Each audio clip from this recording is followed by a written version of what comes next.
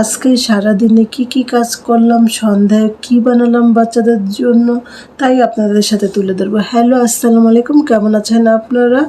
এই তো আমিও ভালো আছি সবার দোয়ায়।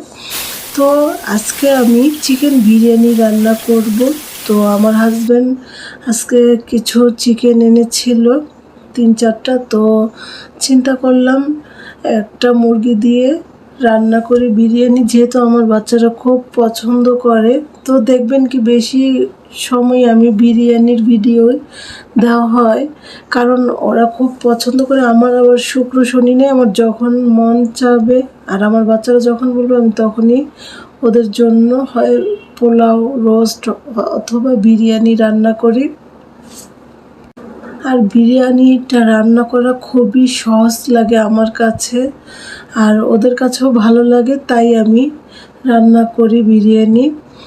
তো সব মশলা টশলা কষানোর পর আমি এখন পোলাওর চালটা দিয়ে দিয়েছি।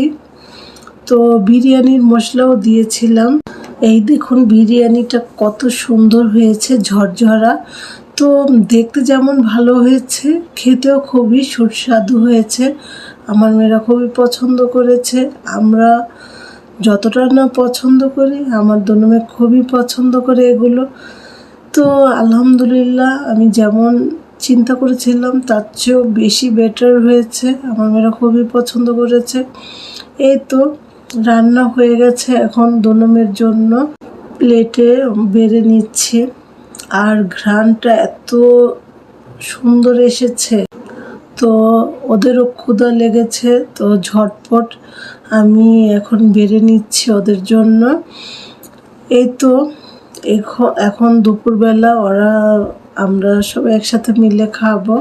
তো যাই হোক, সন্ধ্যার সময় ভেবেছিলাম একটু বের হব, কিন্তু বৃষ্টির কারণে বের হতে পারিনি।